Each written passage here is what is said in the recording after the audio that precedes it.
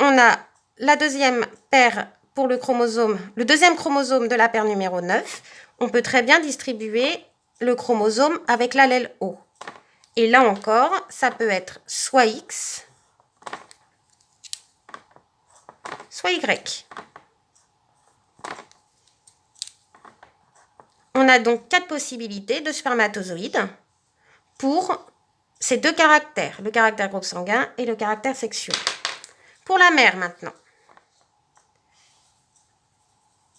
La mère, elle n'a pas de X, pas de Y, pardon.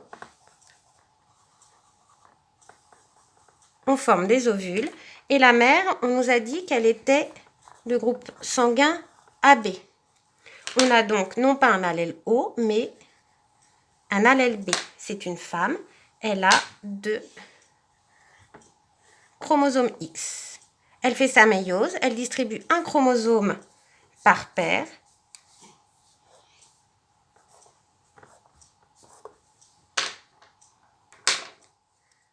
Soit l'allèle A, soit l'allèle B.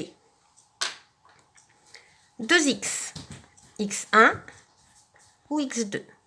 A peut très bien être avec X1 ou X2. Mais B, lui aussi, peut être avec X1 ou X2. On se retrouve avec 4 gamètes différentes, mais finalement pas si différentes que ça, étant donné que nous, ce qui nous intéresse sur le chromosome X, c'est uniquement le caractère sexuel, et donc on est X1 ou X2, ça nous importe peu. Donc on a finalement 2 possibilités, là, pour les caractères qui nous intéressent, d'ovules. Ensuite, tout ça ne nous dit pas le pourcentage de chance du groupe sanguin ou du sexe de l'enfant.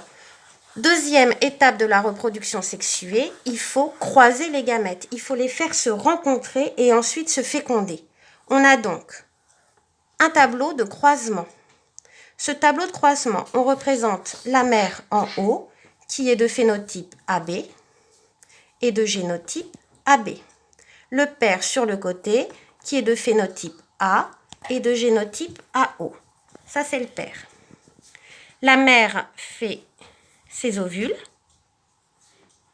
A pour un chromosome numéro 9. En dessous, on n'en a pas d'autres de génotype étant donné qu'elle ne donne qu'un seul chromosome.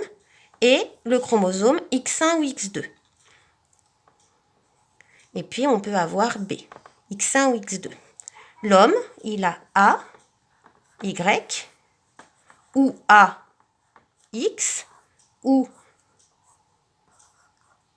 O, Y, ou O, X. Le tableau de croisement ne se ferme pas. Rien ne nous prouve qu'il ne peut pas y avoir une mutation dans l'un des allèles, qui nous dit que la mère, sur un de ses ovules, peut-être 1 sur des millions, fait que sa mutation fait finalement un allèle O. On n'en sait rien. Pareil pour le père. C'est très rare, on ne peut pas le deviner, on ne le place pas dans le tableau de croisement, mais on laisse le tableau de croisement ouvert au cas où on est ouvert à toute mutation possible. Et ensuite, on croise. Cet ovule-là peut très bien rencontrer ce spermatozoïde-là. À ce moment-là, la fusion fera un rétablissement du nombre de chromosomes A, X, Y. On obtient donc un individu de phénotype A et de phénotype garçon. De même, cet ovule-là a tout autant de chances de rencontrer ce spermatozoïde-là ou celui-ci. À ce moment-là, on aura A, X, X. Et donc, le phénotype sera A, fille. Voilà, je vous laisse continuer le reste du tableau de croisement. La correction sera vendredi sur l'espace document en PDF. Bon courage!